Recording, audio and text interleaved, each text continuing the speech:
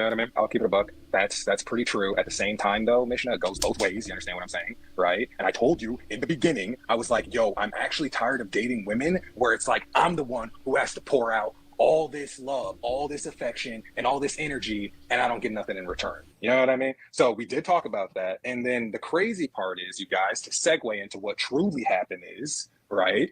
We agreed on, hey, when you get off work, go ahead, FaceTime me. You know what I mean? We'll catch up, you feel me? And just talk, right? Mission over here, like, great, can't wait. I'll hit you up. She said she'll hit me up. Yet here we are, days later, right? No text back, no, hey, my bad, Chandler, you know what I'm saying, fell asleep, or, oh, hey, Chandler, sorry, lost track of time, whatever, right? So I finally hit her up because, again, I'm seeing Instagram Live after TikTok. So I'm like, okay, you're on TikTok, you got time to talk to randos on Instagram Live, but the person you match with, you don't FaceTime back, you don't hit back, you know what I mean? So it's just like, for you to be like, oh, I wasn't getting any sort of affection from buddy, when you literally ghosted the kid, you know what I'm saying? Like, I was literally reaching out to you. I would hit you up every morning. You know that. Not like every morning, but consistently every other day. Like, hey, how's it going? Hey, you down to FaceTime later? And you'd be like, yeah, I'm down, right? So for you to be like, there's no affection there was no nothing, that's cap. I call it cap on that. It's crazy how you say you're a fraud analyst, but you can't even smell your own bullshit that you're serving up on a platter. Because here's the thing what that is that the phone works both ways, Chandler. It works both ways. And I'm not talking about when you say, like, you give your heart out. Hey guys, welcome to Little Black Bird 91. Listen, we're going to break down this pop the balloon situation with Chandler and Mishna.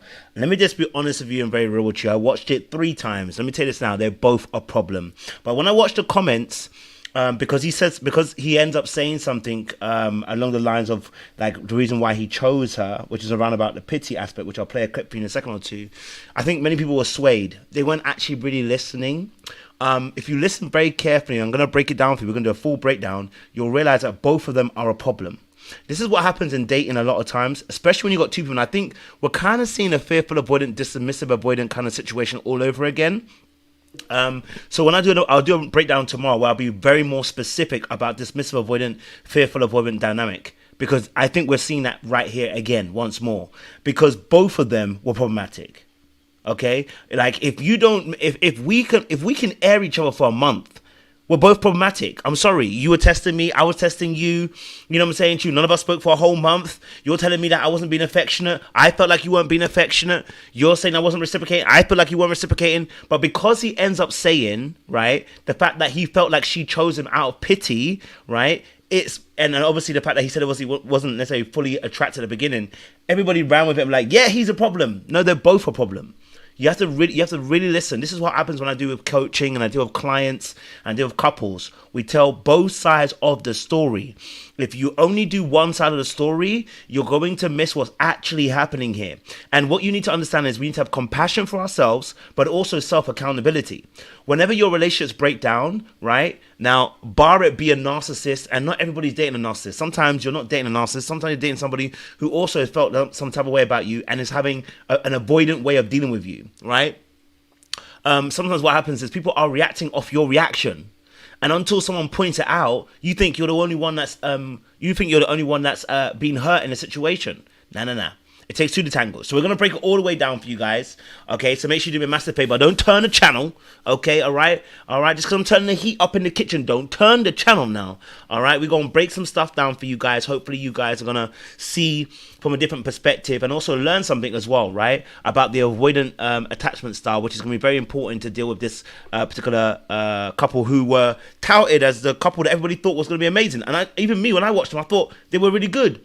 Something has changed, and this is what we need to really take care. Something has changed, okay, about their situation. So we're going to break it down for you guys. Make sure you like, share, subscribe, click on that bell button for notification of the uploads as well. Don't forget also we got our 100 club this Thursday night coming. So if you haven't joined already, go and join as well. The 100 club is like our little private sessions where we have little conversations amongst ourselves. We're talking about all things relationships. We'll talk about the pop the balloon situation. We're going to talk about the Diddy situation. We're going to talk about Tia Mowry situation as well, and the Corey Hardrick situation. We're going to talk about the dating pool in 2024 going on 2025. Listen, we're going to break down a whole bunch of things as well. So make sure you join us if you haven't done so already. Go and sign up. Okay, it's not free, but go sign up. because it's gonna be a fun time. You know what I'm saying to you? 2.5 hours, just good vibes with some cool people as well. All right, cool. Let's get into the video. Let's break this down because, like I said, there's a lot to go to on both sides. I want to go backwards before I go forwards, right? So what I'm going to do is I'm gonna play you the clip of their first catch up they had with Arlette, and then you can kind of make a judgment based on that yourself, right? So let's have a look at that. I need to turn time. Okay, because I'll be watching it on 2. I'll be watching it on times 2 speed because I need to do it quickly. So my favorite part of this episode. So obviously we saw you guys ended up matching on the show. From that point, have you all been on a date? How many have we been on? Like 3? 3. Yeah. Oh, we've been on 3 dates. Yeah. Okay. I would say our first date wasn't even a date. It was more or less just like we just met up at like Barnes and Noble to see if like we are like you guys are so if we have like the energy like to be around each other. Because you know when like you're around someone and you first start dating, it's just like okay, this is weird. Like it's awkward. Yeah. Like we were literally sitting in the anime section just looking through manga. Goofing, you know what I mean? No, it's so funny. I want to touch on that. Yeah. We actually had some moments on that date. There was a really funny moment. Like I've got a great memory. There was a really funny moment where Mishna was reading this anime called Attack on Titan, right? Okay. It's essentially just humans fighting giant monsters. And people. Oh yeah. Shout out to Kayla saying anime childish. Definitely watch a little bit of Attack on Titan. Just watch a few episodes of Attack on Titan. Get back to me, and we'll talk about childish. It's nothing like Pokemon. It's yeah. We'll get back. We'll get back on that. Anyway. But a couple like right next to us, and before we even like said Attack on Titan, they just walked over and they were like. All right, so I played that for about a minute or so. I want to give you a bit of a time, right? And I love Attack of the Titans, so I can't play with you. Don't play with me. I love that show. But if you look at the energy, here. Is the energy not vibrant? Is the energy not up? Is the energy not good? Is the energy not on point? Now, of course, he does end up saying, like I said, I'm going to reverse engineer it all. They've gone on 3 dates, and the energy seems to be real good. If he didn't care about her at all, and I don't mean that he necessarily liked her, like loved her or anything like that, but I'm saying if he had no vested interest, the change of body language and energy that he has in the latest catch up don't make sense. Okay, it don't make sense because really and truly, right? When you're especially somebody who doesn't really care about people, like you're not about to get angst about this person that you don't care about. You know what I'm saying to you? If you never invested anything, it means nothing. Skin off your back. You know what I'm saying to you? Right? But the energy shift is really different. So let's just watch the energy shift at the beginning of the conversation. Look at this guy's energy. Look at his energy. Look at his energy. Like you asked me, how are you guys doing? Have you guys have any issues? Is anything going on? I vocalized and I said, I felt like he talks a lot, he talks over me. That's what I said in the episode. Mm-hmm. And when I looked back at it, I didn't think anything of it. And I felt like there was just lack of accountability. Mm-hmm. This is just my opinion. And I felt like it was more or less just like, instead of saying, well, I didn't mean to make her feel that way, it was more or less like, oh no, I definitely don't talk over her. Mm. And when I kind of go through our conversations and when we would go on FaceTime, it was something that when it comes to me bringing up situations or me expressing how I'm feeling, sometimes I get pushed back. Okay, so the energy here is very solemn. And of course the situation is more solemn, but the energy is very, very different. Like the whole energy for him has shifted. Right? The whole energy shifted. I pointed out to say at the very beginning that something happened. Okay? Something happened that changes the demeanor and the energy between the two of them. But I'm looking at his energy because he's gone from we went on a date, it was Attack of the Titans, it was a vibe, we had a W, and suddenly we're at the point where energy is completely shifted. Now, partly this is the attraction in the beginning, because he said that he wasn't necessarily fully attracted at the beginning or wasn't fully interested as much at the beginning. That's part of it. But something else I think also happened, right? Now, I'm taking a wild swing here based on the things that he said. I think I'm getting that dismissive, avoidant kind of energy from him. And anybody who doesn't know anything about that, we talk about attachment styles around here all the time, okay? Attachment styles are simply psychologist John Bowlby and Mary Ainsworth did some more work on John Bowlby's psychologist work, which was observing young children with their parent caregiver. And he noticed that the way that the children interact with the caregiver, there were 4 main ways of children attaching. There was a secure base, which everyone should be looking to do. You want to become more secure. But the other 3 are insecure. It is anxious, it is dismissive avoidant is fearful avoidant, okay? All right? And I believe we're seeing a dismissive and a fearful avoidant. Dismissive avoidants tend to dismiss their own emotions and others, okay? They tend to try to stay away from close relationships, and their biggest fear is rejection, okay? So it causes a lot of their behaviors to be insecure based upon the fact that they feel they're going to be rejected. Then you have fearful avoidants who are in the same bracket as dismissive, but they are fearful, carrying both anxious and avoidant traits, right? They both hot and cold. They want you close, but they want to push you away. They get scared that they're going to see them for who they really are. And their biggest fear is betrayal, rejection, and abandonment, okay? All right? And then you have, obviously, anxious people who are always trying to earn people's love. They're always trying to show that they're worthy of love. They're always worthy of being taken care of. You know what I'm saying to you? They must prove their worth, anxious people, okay? All right? So those are 3 insecure attachments. I think we're seeing dismissive, avoidant, and fearful avoidant right here. And I think that is what played a role. But I'm going to play the pain point, because there was a pain point that was here. For her, it was him not being as interested. But we're going to play the main body of argument where they stop talking, right? And I want you to pay attention to what's happening here, right? That's, again, how I'm personally feeling, because it's more or less just the fact that when it comes to me talking and dating and doing stuff like that, I know exactly what I want. I know what my goals are. I know exactly what I'm looking for. And me being, again, Haitian, I was raised in a household where my opinion and my voice didn't matter. Sit there, stay, don't talk, you're not allowed to have an opinion. Even 23, stay in a child's place. And I'm just like, okay, that's something I just don't want with my significant other. I want someone to acknowledge how I'm feeling. And even if we don't agree, take it into consideration. And let's pause it right here. That's the first pain point, okay? All right, it's a first pain point, okay, which is this. The first pain point is that for her side of things, right, she does not want to feel invalidated when it comes to her feelings and her being able to speak up in a relationship, because she experienced that as a child within her home. So anytime she's about to experience that in a relationship, the fear here is that she will be drowned out, she will not be seen, she will not be understood. She's already experienced that as a child, so it's going to be triggering to experience that as an adult. And what's the triggering experience? They had a conversation, and in the conversation she's mentioned that obviously he would talk over her, and that's what made her feel some type of way.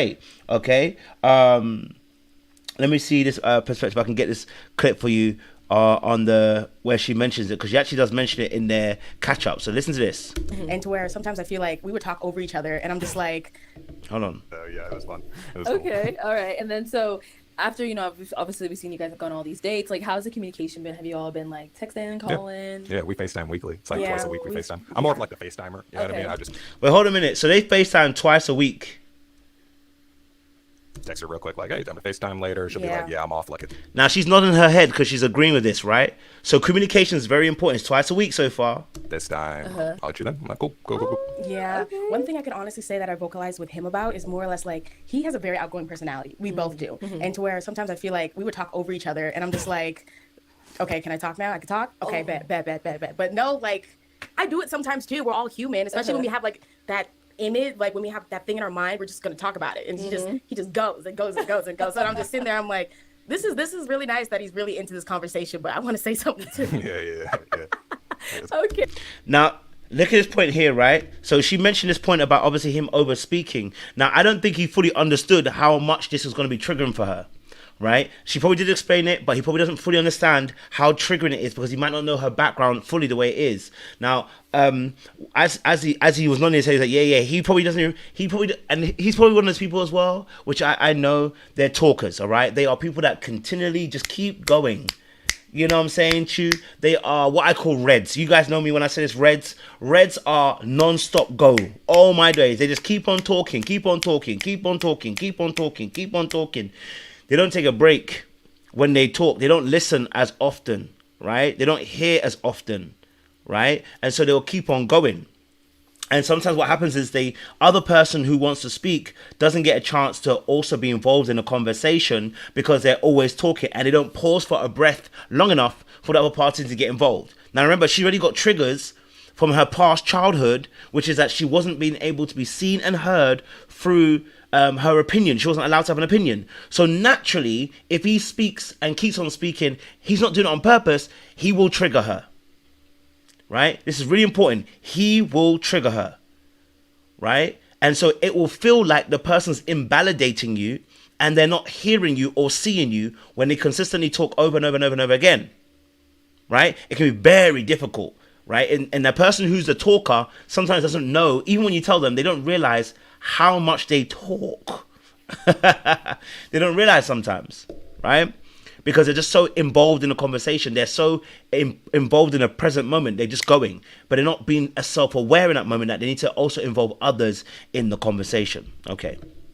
And I'm like, I kind of feel it. You guys both do, like, but it's like you guys bounce off each other. It's not like overbearing. Yeah, it's good energy. Okay. It's not like we like bulldoze each other. Yeah. The conversations that I couldn't do. Okay. I'd be like, oh no. Yeah. No, I definitely let her. So was she not being very honest? Maybe she wasn't, because she rubbed the clever call right there when she said it. She might not have been very honest, right? Again, fearful avoidance tend to not try to hurt people's feelings until they're fully at that point. Do you know what I'm saying to you? And so I don't know if she fully understood. I don't think she was fully being honest in that moment as she was describing, because that rubbed that clever call right there. It was a bit hot. You know, she was trying to be kind about it. You know, hey, look, you know, we both talk over each other. When she really wanted to say was this: you talk over me.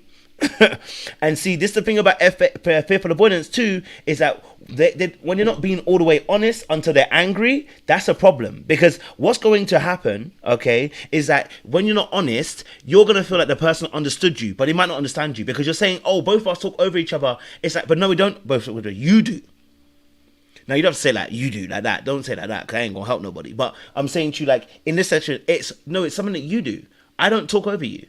But she put it as a we, I guess, maybe to try and soften the blow. Sometimes we do that, right? I do that sometimes as well, just to soften the blow. When really and truly, it's not you, it's them. Okay? For talk. And then I just like, I'm pretty explosive at times. Like, it's funny for the most part, like, like watching back, like my demeanor, like that kind of is me. But like when you get to know me, then it's like super like, yeah, I love the energy. I've got like hella energy. I'm really passionate about like the stuff I love, you know, so yeah, you know, it's just good energy. So for the most part reserved, but then when you get to know me, it's just like, oh yeah, this guy's like, yeah, he's freaking bouncing off the walls, you know what I mean? So yeah. She agrees that on the head. And then speaking of FaceTime, I saw a video that came up that you had posted. You want to talk about that a bit? Okay, so since our episode dropped, everyone was basically talking about how they... So they've been communicating. They were communicating for a point in time, right? For a point in time, it seemed like they were communicating. They were getting along. It was working. So something shifted. Okay, we'll play again. Feel that. I didn't feel any sort of like... I didn't feel any sort of like affection. Like there's a difference between going on a date with someone and being cordial than you showing that you have affection for someone. Like you can... Now I want to pause it right there. I actually said, obviously, you know what? I wasn't feeling any affection from him. Wasn't feeling that kind of draw from him, basically. And as you can see, he's actually nodding his head as well. So he's agreeing with her statement that it is true. Everyone knows how it feels when someone is attracted to them, when someone really wants to be with them. You can feel that love. He's nodding his head here, and I'm telling you why he's nodding his head. Because he doesn't feel like she liked him either. This is why I said both of them are a problem, because what ends up happening, especially with avoidance, meeting avoidance, is that people are watching what other person does and not being honest about how they feel about it. So you react, I react off you. Then you're reacting off my reaction that I reacted off you. But now I'm reacting off what you reacted off my reaction of what I reacted off you. But you reacted off what I reacted. Okay, I can't do it again. But you know what I'm saying to you? And so it just becomes a cyclical thing until somebody's willing to break it and say, actually, I'm not going to react off what you're doing. I'm going to call it out and say, this is how I feel about what you're doing, right? But avoidance tend to watch what other people do, watch the patterns of what they do, and then make the assumption of what they're seeing. Now, can I be honest with you? Most avoidance of what they're seeing, most of the time they are right. But the problem is you're assuming, and that's the problem. The problem is you need to have a conversation with a person so you can get the full understanding of what's happening. I'm one of the worst at doing this. I speak to all my clients about this all the time when I'm coaching. By the way, if you do want to be coached as well, if you're trying to heal from your attachment style, click down below. I've got still some emergency slots open. That's all I got. My diary's closed off now, but I've got some emergency slots for you guys as well. You can queue jump and you can get yourself into our growth, transformation, and healing program as well, right?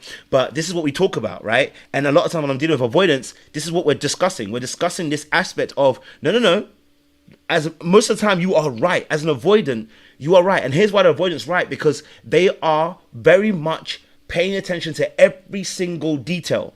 If your eyebrow goes up, if the room temperature changes, if your lip quiver, if you look to the left slightly when you talk, they're going to notice every single detail. They are hyper vigilant. It's what causes the avoidance.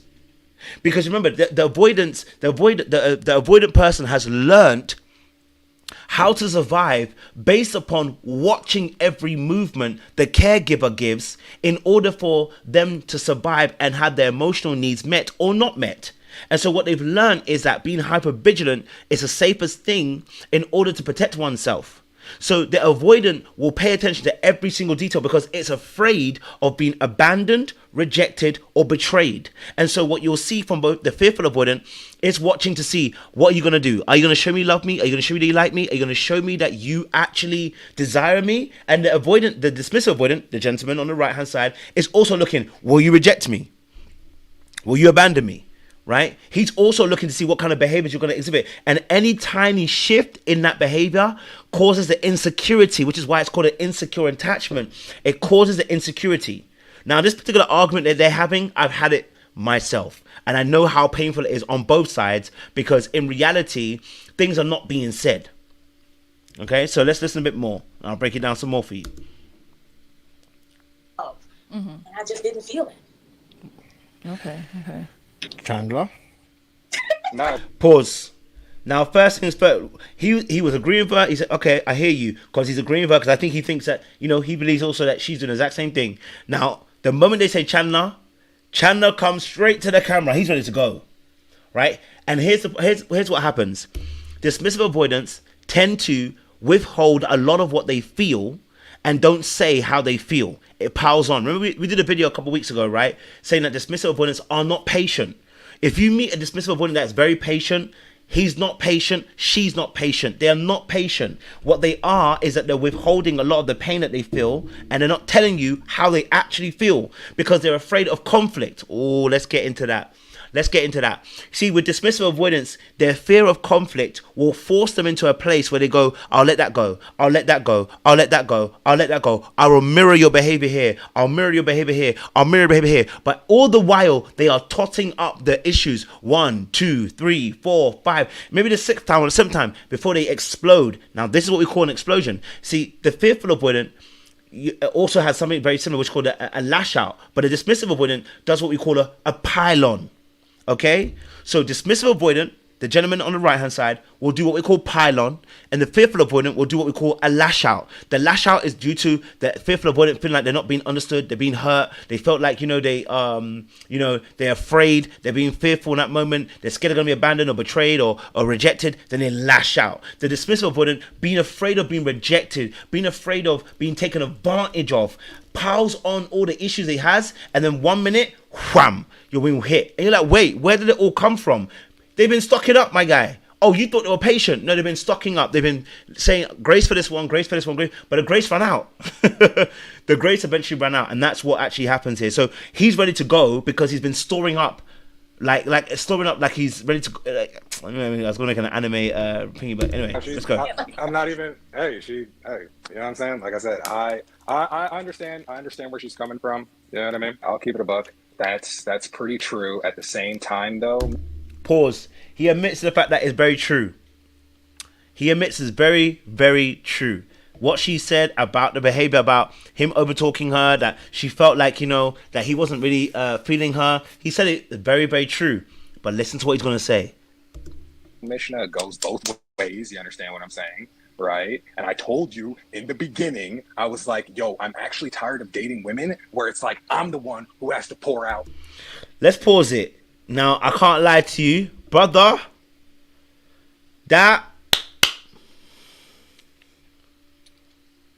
Yeah, when you start, it's a little bit aggressive. Now, I do find with DAs, when they get to that point, they're going to be a little bit aggressive because they're pissed off. So they're pissed off. They're gonna give you that energy, right? Whereas the fearful avoidant is going to give you, it's going to lash out, but it's less aggressive, but more anger. You feel the anger, right? They really want to be slick with their tongue. Whereas DAs, they can be a little bit more aggressive. It can be a little bit sometimes, but that again is spectrum. So I'm not going to say it one side, but you can tell. But this whole bap. Listen, Yeah, he's about to pile on. He's about to let her know, I'm gonna unleash the dragon. That's what he's about to do. Okay. All this love, all this affection, and all this energy, and I don't get nothing in return. You know what I mean? Let's pause right here. This is a pain point. Okay, this is a pain point. It's really important. We need to listen to this because it's a pain point. And just like we explained about her pain point about not being heard, not being listened to, what's his pain point? Type it in the chat. If you heard his pain point, type it in the chat for me. We're live, obviously. If you're watching a replay, then you can type it in the comment section. What is his pain point? Because once you understand people's pain point, you will understand why some of their behaviors behave the way they do, because it's coming out of the pain point. So what was his pain point? Type in the chat for me. If you know what his pain point was, type it in this chat. What did he just say? What was his pain point? Right? And if you didn't hear it, we'll go backwards again so you can actually hear what he actually said. Told you in the beginning, I was like, yo, I'm actually tired of dating women where it's like I'm the one who has to pour out all this love, all this affection, and all this energy, and I don't get nothing in return. You know what I mean? So we did talk about that. And then the crazy part is, you guys, to segue into what truly happened is, right? We agreed on, hey. What was the pain point? What was the pain point? Thank you very much, Kim. No reciprocity. One thing a dismissive avoidance going to do is they're going to feel frustrated. I know this feeling, so I know what it is. I know what it is. It's no reciprocity. Once they feel that no reciprocity, it feels like rejection. That's literally it. Kindness, right? For the DA, no reciprocity equals rejection, right? Because you have to understand the dismissive avoidant is black and he's white, or she is black and is white. With DAs, there isn't much gray. You either want to do it or you don't. With DAs, they are black and white, and this is where DAs get into a very difficult predicament, because there is no much gray with DAs, right? With dismissive avoidance, there isn't much gray. Whereas a fifth avoidant can have more of a spectrum. The dismissive avoidant is like, nah. If you wanted to, you would have, right? If you wanted to, you would have. If you want to show me love, you would have. The dismissive avoidant is saying, listen, basically, I know, okay, I know that if I want to do something, I'm going to do something. If I don't want to do something, I won't do something. You can't force me to do something, right? So the DA sees everything as black and white. Literally, all they see is, if she wanted to show me love, she could have showed me love, but she chose not to. In their head, they are seeing the rejection. They're being rejected in that moment because they're seeing it as, you didn't want to do it. It's on purpose. It's intentional. Right? And it's very hard to get out of that space, because that's my mindset. My mindset is this. My mindset is the exact same way, which is, if you wanted to, you would have. So when you don't, I know that you don't want to do it. And can I be honest with you? I think that's absolute truth. I don't think there's anything wrong with that. I think that's absolute truth. If you wanted to, you would have done it. But, and I want to set the but in there, but you must understand people's motivations for why they don't do something. Otherwise, the judgment is incomplete. Can I say that again?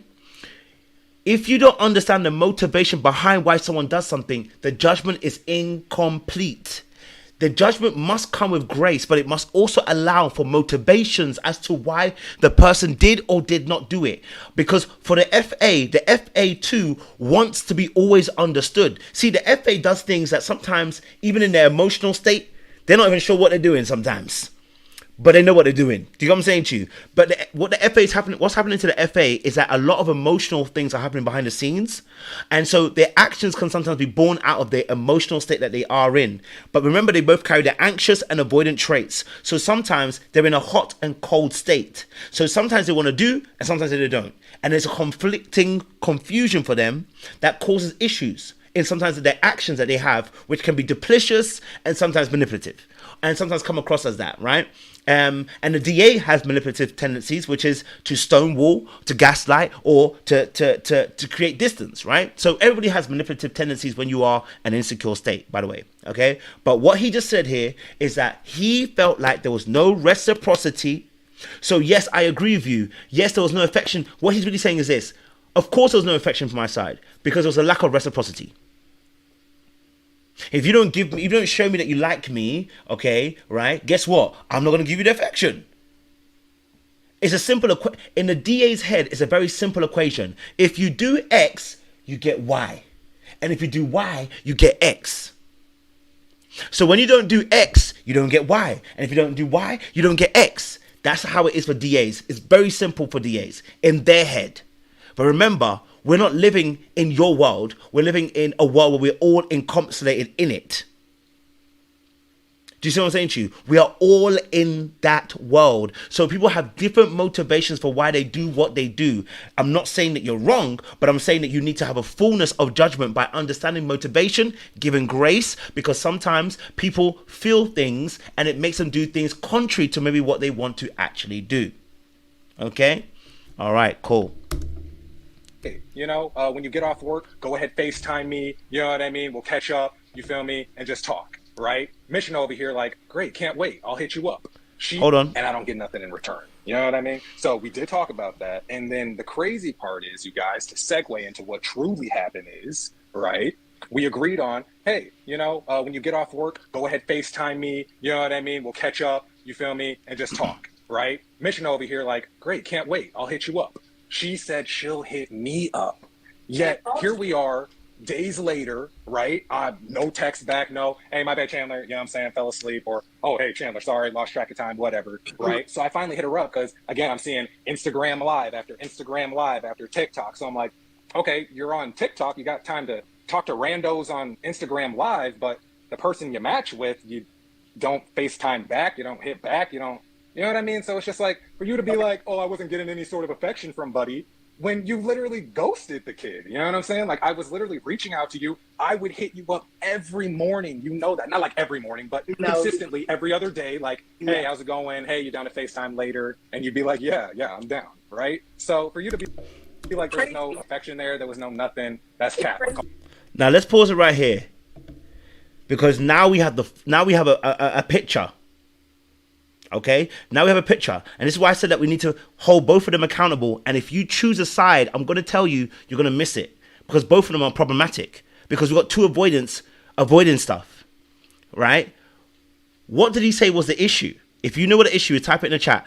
What the passage you just spoke about, what was the issue that he had with her in that scenario, in that situation, right? If you know what the issue was, type it in the chat. What was his issue with her concerning that particular passage, what he just spoke about? Because that is a very big thing, linking back to understanding people's wounds. Remember, dismissive avoidant versus fearful avoidant. If he's a dismissive avoidant, then a big wound is rejection. Now imagine this scenario might not be big for some people because they're more secure, or they may have a different mindset and it's like, I don't take a big deal of it, I'm gonna try and keep on going, okay? But for him, what he heard was, and remember, DAs are black and white, okay? DAs are black and white, okay? So when they have it black and white, if you don't do X, you don't get Y. And if you didn't want to do it, you didn't do it. If you wanted to do it, you would have done it. This is how it sounds in a DA's head. It does not make it right, because the world doesn't revolve around you alone. Okay? We're just explaining the world of a DA, the dismissive avoidance mindset. Again, it's going back to attachment styles so you can fully understand. So we put in the chat already. Thank you. For those of you who are in the chat, love that. Not keeping her word. Beautiful. Yeah. Someone said there's no affection there. There was nothing. He expected to reach out when she said she and she letting him hang it. Okay, yeah. Someone said she didn't FaceTime him when they agreed. Absolutely, yeah. She didn't keep her word. Yep. So you guys are on it. You've got it. So what happened was this. For the DA, in his head, here's how he's going to see it. Oh, you like me? Okay, cool. All right. I remember his pain point was, I don't want to keep reaching out because in the past I've done that with women. That's a pain point, okay? It's a past wound that he's still carrying, okay? In the past, I've been the one that's always checking on people. And the funny thing is, she's going to say the exact same thing about this relationship. So we're going to pay attention. So now he says, I reached out to her and said, obviously, you know, when are you free? She said, I'm going to call you after work. Now, let me tell you this. This is why I said they're both problematic. I'm going to tell you why they're both problematic. She was playing a game here. And FAs are notorious for playing games. No offense to any of the FAs, but y'all know you play games, okay? And you're not the worst, because DAs have their own game as well, okay? But I'm just explaining the dynamics. Both FAs and DAs have their own game because they're both avoidance, okay? This is a game, okay? Because how can I say to you, I'm going to call you, I then don't call you, right? And now both of us are not talking for a whole month. There we go, Lena. The question is, why didn't she call him? Better yet, why didn't she message him in the morning and say, my bad, I fell asleep? Right? I fell asleep, my bad, because she was testing him. I've been here, so I know what it looks like. I've been here. And when someone starts testing, you got to call it out straight away. Don't play with it. The problem with DAs is if you are not well versed in asserting your needs, this will become something that you avoid, and you just start being emotionally drifting. You hear me say that all the time, emotionally drifting. She was testing him. Okay? She was testing him. She wanted to see whether he still cared, whether he really liked her, whether he really wanted her. She had a theory in her own head was, he doesn't really like me. So if he really likes me, what's he going to do? Type in the chat. If he really likes me, in her head, this is what it sounds like. In her head, she has to prove the theory. If he really liked me, what would he do? Okay? If he really liked me, what would he do? He would chase me. He would call me up. He would message me. He would try and find out who I am. He would do this and that and that. Because for the FA, and by the way, we're not judging. I want to make it very, very clear. We're not judging. We have to make it very plain. Just like I made it for the DA, we've got to make the world for the FA and make people understand what's happening in the FA's mind. In the FA's mind, remember they carry both the anxious and the avoidant trait. The anxious trait means you always have to prove yourself that you are worthy of love. Because the self-esteem and the self-worth of the FA usually is very low because they don't place anybody on a pedestal, but they don't place themselves on a pedestal either. They have a low esteem of themselves. Okay, right? They don't feel that they're lovable. They don't feel that people can really take care of them. They don't feel that people really want them. Right? And so when they feel that way, what can end up happening is they're trying to prove their theory right by testing you. So what they do is they test and put these little things where you're like, why would you do that? Like, okay, like why would you not call me? Like, why would you? And the reason why she didn't call him is not because she got busy. Okay, no one gets that busy. You can't message. She didn't get busy. What ended up happening was she needed to see, does he really like me? Now, a lot of these behaviors, I've heard it said by psychologists, it's not on purpose. They don't know what they're doing. It's a lie. You know what you're doing. I'm sorry. Just like the DA, when he stonewalls, he knows exactly what he's doing. I don't give grace to stonewallers and I don't give grace to testers. Okay, here's why I don't give them grace. When I say I don't give them grace, it means why don't try to play this game about you don't know what you're doing. Okay, when I was a DA, right, I should have done better. I knew better, but I couldn't stop myself doing it because even though I knew better, it wasn't my truth. But I still have to be held accountable. I cannot start saying, oh, well, I didn't really know what I was really doing. No. You knew exactly what you're doing, but you needed to have learned and you needed to go past your pain point. You didn't know how to do that, but you're still accountable. Right? You're still accountable for those actions as a DA for stonewalling that girl. And so in the same measure, I've heard people say about FAs, I don't know what they're doing. My friend, you're still accountable because why are you saying you're going to call the person and you don't call back? And both of you didn't message her for a whole month. So both of you are playing dumb. You know what I'm saying to you? Okay? Both FAs and DAs are exhausting. I can't lie to you. All right, let's be honest. But if you're a DA, you probably think FAs are exhausting. If you're an FA, you think DAs are exhausting because both of you are triggering each other. Okay, so let's listen a bit more again. Okay, all right, because she didn't mention that in the story. But listen what happens. With you don't FaceTime back, you don't hit back, you know what I mean. So it's just like for you to be like, oh, I wasn't getting any sort of affection from Buddy. When you literally ghosted the kid, you know what I'm saying? Like I was literally reaching out to you. I would hit you up every morning. You know that. Not like every morning, but consistently every other day. Like, hey, how's it going? Hey, you down to FaceTime later? And you'd be like, yeah, I'm down, right? Now, the truth of the matter is they were FaceTiming. I played a clip earlier on. If you were here earlier on in the show, you heard me talk about this, that they were FaceTiming. They went on dates and they were FaceTiming 2 to 3 times a week. So there's no lie there. They were FaceTiming. So this moment here, something flipped. This is what I told you. That something changed. Now I'm not saying that I'm gonna play the clip where he says he quote unquote pity whatever. But I'll explain what I think is happening here. Right? Something changed. Something did. Something clicked, and it was this moment here. Right? The moment that she decided not to call him, he felt rejected, and he started going, okay, I'm emotionally distancing myself. Let's see what she ends up doing. Now, did she call herself out for doing this? Not until she got pressed. See, she tried to make it as if he was the only issue, right? FAs tend to try and make other people the issue without really looking at... When I say FAs do that, what I mean by this is what I say. When they get into a relationship, especially if we're going with a DA, they are looking at the DA as if the DA is the issue, because they feel like the DA isn't giving them enough affection. And partly, they're not lying. It's probably true. The DA has a way of showing up, which can be like they're lacking desire or affection for you at points in time. Yes, if they or they can start off really strong, DAs, at the very beginning of a relationship. They can start off really strong. And then when they get to a point where they start feeling for you and start liking you, it's as if something just happens and a DA just goes, and all of a sudden, they are emotionally distant. And you're like, what the heck just happened? This person was all over me, all wanted me, was feeling me. This person was chasing after me, all of this kind of stuff. And all of a sudden, the DA just dropped off. What the heck? And to the FA is like, wait, whoa, what happened? Where have you gone? Where is the person that was desiring me and wanting me? Where is the person that was fulfilling my needs and desires? And so the FA now says, whoa, what's going on? And bear in mind, the FA was probably in their anxious state with the DA.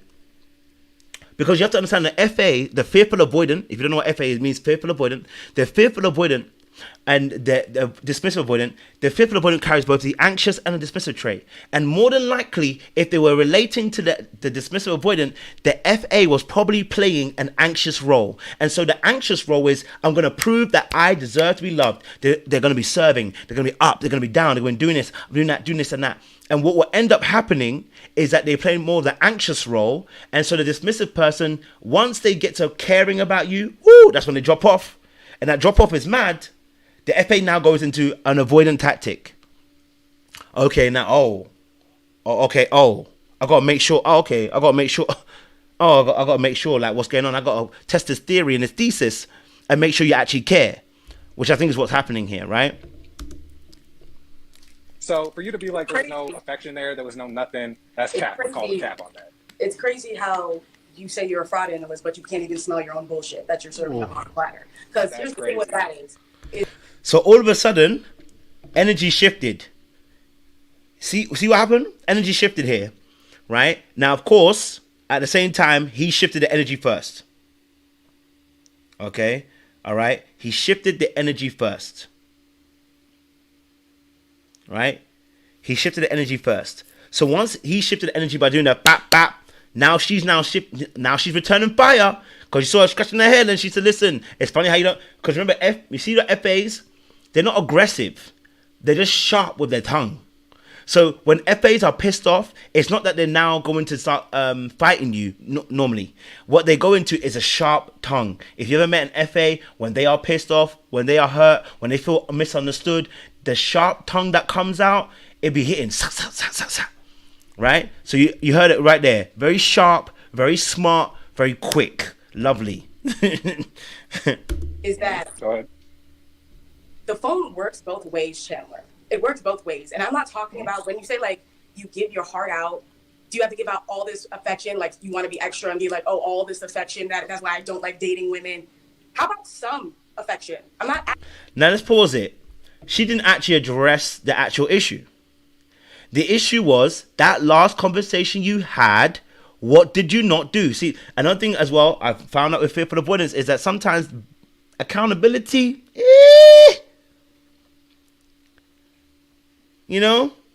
accountability sometimes, dismissive avoidance too, accountability sometimes, because they're avoidance, right? Both avoidance. Accountability, did she answer why she didn't call? No. But not only did she not call, I want you to listen very carefully. We're going to go back. Okay, she didn't answer, but let me just go back. I want you to listen to what he actually said. It's actually a violation. And that's why I knew it was a test. Because the fearful avoidance will violate. No. I'm sorry. Fearful avoidance, they will violate. Because they really want to test to see how you're going to get angry. How are you going to react to this? Are you patient? Are you caring? Because remember, for the fearful avoidant, and to make you understand, before you think the FA is crazy, they're not. You have to understand where the fearful avoidant came from. The fearful avoidant comes from a home, usually, where there is chaos. The fearful avoidant had no strategy that worked with the caregiver. 1 minute the caregiver was happy. Next minute the caregiver is angry. Next minute the caregiver is loving. Next minute the caregiver is screaming at top of their lungs. Next minute the caregiver is saying that you're at fault. Next minute the caregiver dismisses your needs. There's no consistency. It's just chaos for the fearful avoidant. So what the fearful avoidant understands, right, is that in order to get its needs met, it has to test to get its needs met. So all it knows in terms of its safety is that if I test him, I need to see if he's really telling the truth, if he really cares about me, because they cannot trust that the person that's in front of them really cares about them, because the caregiver that they had was quote unquote bipolar almost, or was in a way that was chaotic. And so actually by the fearful avoidant testing, they create the chaos that they actually had in their childhood, which feels normal. It can be very difficult for the FA. So we're not judging the FA. We're saying that we now have to understand where they're coming from. But that doesn't mean I can let you sit there. Just like we can't let the DA sit there and feel the way he feels. I'm saying both of them are an issue right now. You know? Okay? Let's play a little bit more. So we're going to listen to what he actually says. Great. Can't wait. I'll hit you up. She said she'll hit me up. Yet here we are. Days later, right? No text back, no, hey, my bad, Chandler, you know what I'm saying, fell asleep, or, oh, hey, Chandler, sorry, lost track of time, whatever, right? So I finally hit her up because, again, I'm seeing Instagram live after TikTok. Now, let's pause it, right? He said, obviously, she didn't hit him up, okay? He said that she didn't hit him up, but he said that he saw Instagram live. That was actually a month later, so I think he actually explains it's a month later. So she didn't call him, didn't message him. Why not? Now, the key question is also this, but why didn't he call her? Because he also wanted to see, pay attention now, he also wanted to see if you really cared, you said you were going to do something, why didn't you do it? I can't trust you either. Do you see how this works? Yeah? You see how this works? That she's also she has a theory about him not liking her. He has a theory. He doesn't think she likes him. He thinks it's reciprocal. They both don't like each other, right? That's his theory. So when he starts seeing her inconsistency, it proves his theory. But guess what? When she sees that he's not willing to chase a little bit, and when I say chase, I don't even think she necessarily wants him to necessarily run amok or mile, but maybe she does, who knows? But she wanted him to chase a little bit, like, okay, I didn't call you. If you really liked me, you're going to call me again. But he doesn't do that. So it proves my point. And then a whole month goes past. Oh, he definitely don't like me then. But then he's thinking the exact same thing. Oh, he definitely don't like me. Right? You see how they bounce off each other? Okay, let's play a bit more. So I'm like, okay, you're on TikTok. You got time to talk to randos on Instagram Live, but the person you match with, you don't FaceTime back. You don't hit back. You know what I mean? So it's just like, for you to be like... Now pause it. See his pain point? And that's something that DAs are gonna. This is what's gonna happen with DAs. Dismissive avoidance. See how his mind works? He said, listen, hold on a minute. You was on TikTok live, your Instagram live, you were doing all these other things, but you couldn't call me. Now in his head, how's he gonna see it? He's gonna see it as you don't want me. And then what he's gonna say is this: you never wanted me. Because if you were, you'd have been consistent. One thing that dismissive avoidance cannot do, okay, is inconsistency. The moment they start seeing inconsistency, they start questioning things. Because again, for the dismissive avoidant, the arena that they grew up in, okay, the home they grew up in, all right, it was yay or nay. It's black or white. Like, you're either going to get your needs met or you're not. Right? And emotional neglect usually happen. So it's either you're getting your needs met or you're not. There is no gray.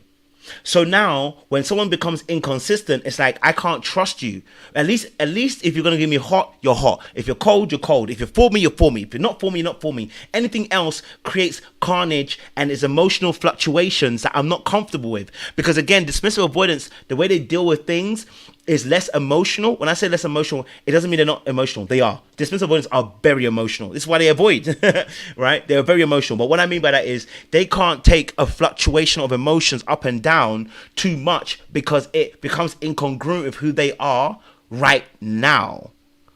and the up and down emotional state of somebody is scary for them, because it means at any moment you can do anything, right? So, but the FA, the fearful avoidant, is the person who is up and down. But the reason why the dismissive avoidant even likes an FA is because the FA carries the same traits the dismissive avoidant carries, the avoidant trait. You see what I'm saying to you? So the kryptonite of any dismissive avoidant is an FA, because they carry the same trait you're carrying. It creates the mystery and the game at the very beginning, but eventually it runs its course if they don't do the work. Okay? So, okay. So let's listen a bit more.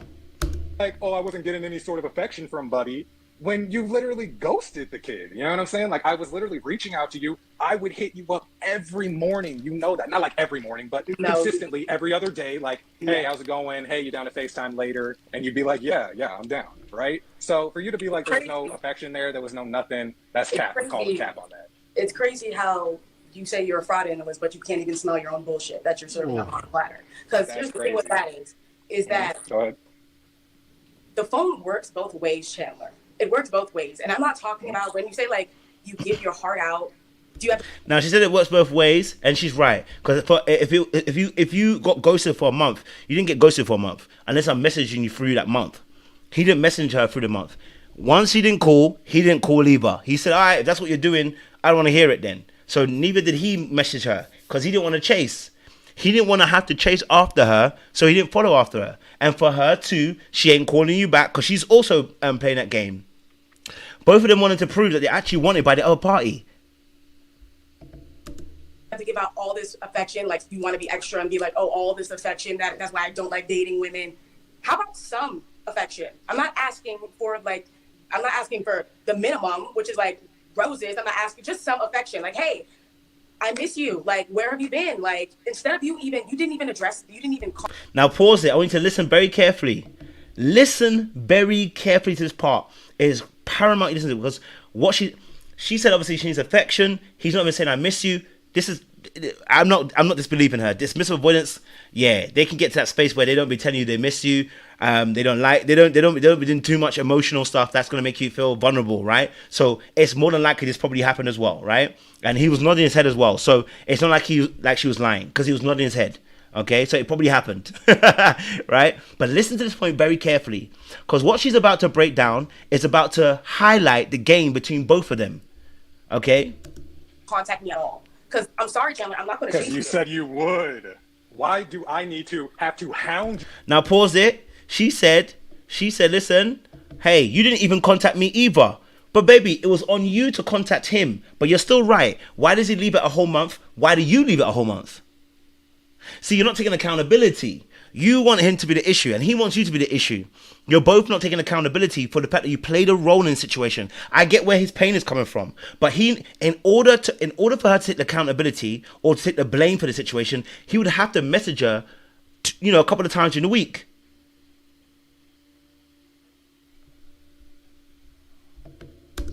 You to contact me. That's the point I'm trying to get across. Okay, I'm talking about I'm bullshit. Like, come on, fam. I don't want to have to hound you, Mishna. I told you. But like, you're a grown woman. You said Chandler. So now pause it. What do you say? Listen, I don't want to have to hound you. That's a pain point. He doesn't want to have to chase you. One thing about dismissive avoidance, if you know us, listen, and this is why DAs and FAs are so difficult, right? Because the dismissive avoidant will, if they're not healing, will feel like it's needy. I know that feeling. I hate it. I can't lie to you. Don't do it to me. I hate it. But they'll feel like they're being needy, because if I say call me, don't let me say it 2 or 3 times. If I say call me, I meant call me. I'm not here to play a game. The FA may say call me, and we'll try to test you with a call me, right? So what you'll realize is he didn't want to go and call her again because it would have been needy. I don't want to double text because it feels needy. I don't want to have to call you 2 or 3 times. It feels needy. If you wanted to, you would have. Again, remember, come back to that DA mindset. Does not make it right. It's just a thought process, right? Just a thought process. Okay. All right. So this happened once? No, there was another time where she did hit me back like, yo, I fell asleep. That's my bad. I was like, hey, you're good. It happens. Thanks for at least hitting me back up. Now pause. So it's happened before where she missed a call. Okay, it's happened before where she missed a call and she said, "Hey, my bad, I fell asleep." Now let me tell you what's happening. Let me get into the head of the FA. Let me get into the head of the FA for you. What's going on? Okay, something's happening for the FA. Something's happening in her mind, but she's not communicating it. So what ends up happening is that she passively aggressively does this. So for instance, let's say for instance, like she might have been tired, she might have been overwhelmed, she might have had too many emotions in her head. So when she missed the call, she might have said, "Listen, in the morning, my bad, I was tired," or whatever. Fine. People can accept that. But this time round, she didn't do that. You know why? Because she was tested. Because you see, she can do it. But the FA wants to test. And when there's testing, it's because you're afraid. And when you're afraid, it's because you don't believe that the person that is in front of you wants you. It's an insecurity. See, we can see that she has done it before. She has fallen asleep and called him and said, "My bad, I fell asleep. Sorry about that." Right? You see, because FAs, just like DAs, at the very beginning, show up their best self. They are loving, caring, supportive. In fact, people who have encountered fearful avoidance at the very beginning tell you that they're the most amazing people ever. And then suddenly something happens and it's like a hurricane hits. They're neither hot nor cold. They're suddenly hot, they're cold. They want it, they don't want it. And suddenly you can't trust anything they're doing anymore. Now it feels like they're being manipulative and rude, and something changes. And it's fear. Fear, because now it's getting a bit more serious. Maybe I'm liking you. Maybe I've got interest in you. And now I'm not sure how you actually feel about me. And because I don't know how you feel about me, now I'm going to start acting in a way that's going to start testing you. I need to make sure that you're actually there for me. But then the problem with testing is that the testing will happen later on. Right? The problem with it is the testing will happen another time. And another time. And another time. And another time. Because the testing will never fulfill what it needs to fulfill. Because it's an insecurity. But then the other time, like I said, it was just like, okay, you literally said you would contact me. It's me hitting you up. It's me reaching out. It's me doing this. It's me doing that. Like, because you're the one that said I'm off late. Okay, so again, Mishna, I have to read your mind. Oh, Mishna is approximately off at 9:38 p.m. Read the text message. You literally like, I will hit you up when I'm off. Now listen again. She's also got a pain point here. Okay, her pain point is that she feels like she's always the one hitting him up. Again, because so this is going to come back to how people feel, okay, all right, is that she's going to feel like you're not actually wanting me, you're not coming after me, you're not desiring me, right, which is what FAs like to feel like. They want to feel desired. And so she's also got a pain point where she feels like you're not coming after me, dude, you know, rather than, and see, so you're seeing how both of these people are reacting from a place of pain. This is not how they really want to react, but because of pain, okay, this is what's going to happen. Again, Mishna, I'm not hounding you, bro. We're not doing that. You know what I mean? So this is why we got into this weird disagreement, because you want me to do things that I'm not going to be doing. Like, if you said you're going to hit me up, you got to do it. I'm not going to sit here and be like, Mishna, you didn't hit me up. What happened? Mishna, what's going on? You said you said you're a grown-ass woman. Okay, well, a grown-ass woman. Hey, I'm going to hit you back. I apologize. That's the difference between someone who's genuinely interested in someone and someone's not. You could have had every opportunity for almost it was almost a full month until you reached out to me. Now she's absolutely right. That's the difference between someone who likes you and who doesn't like you. Truth is, both of you are doing the exact same thing, because you had a whole month too, babe. This is why when I saw the comments, I was like, people need to really listen. Don't choose a side. If you choose a side, you got a problem. Okay? If you choose a side, you got problems on both sides. Neither the woman or the man is right. They're both wrong. Right? And this is going to cause a relationship to break down every single time. Because here's the reality situation, right? If you said you're going to do something, you got to do it. Right? Because it causes inconsistency. And at the same time, right? At the same time, for the other party, right? If we're ghosting each other, well, actually, you should have messaged her to find out too. Like, yo, like, something happened to you? Are you alive? But of course, he saw her on Instagram Live and saw her on TikTok. He took it personal, which I understand. I'm not going to do anything, you know what I'm saying to you? All right. So you have to look at how both sides are here a problem, because how can we go a whole month and we're not talking? So she's absolutely right. But the problem that she doesn't realize is, okay, thank you, kindness. That's a great point. Great point. Right. You know, the problem that the problem, and also with FAs and DAs as well, also alongside that kindness, is that, and I'll talk about this in a second, is that they both feel that relationships should be perfect, and that's the problem. Okay, and when they both feel like it's not perfect, they both start doing things to cause imperfection in the relationship. So we'll get there. So, like she said, they both didn't like each other. This is the problem. If either you both liked each other or you both didn't like each other, right? By her own admission and her own words, either you both liked each other or you didn't like each other. Because by her own admission, listen again. You said you're a grown-ass woman. Okay, well, a grown-ass woman. Hey, I'm going to hit you back. I apologize. The difference between someone who's genuinely interested in someone and someone's not. You could have had every opportunity for almost like, what? It was almost a full month until you reached out to me. You could have hit. Now pause. If it was a whole month, you didn't reach out to him because you didn't like him. Do you see what I'm saying to you? If you go by that standard, which is that I think both of you liked each other. I just think both of you are scared. If I'm really honest, I think both of you are scared, right? So if you really liked him, baby, why would you have left a man on read for a whole month? A whole month. You wouldn't have messaged him. After you said you were going to call, you didn't call. Are you telling me you really liked him? The thing is, I think you do like him. I think both of you like each other. I think both of you are scared. I think both of you are scared. I think both of you are reading each other's energy and jumping ahead of time. Okay? Yes, you're right, Sunflower Power. They both didn't like each other. I know you want to choose a side, but they both didn't like each other. Because why would you leave a man on read for a whole month? Think about it, darling. No, think about it. If you say you like somebody, why would you wait a whole month? Think about it. Just because she says she likes him, do you know how many men tell you, I like you, I wanted you, and they show you their behavior, they don't like you and they don't want you? Think about it. You know what I'm saying to you?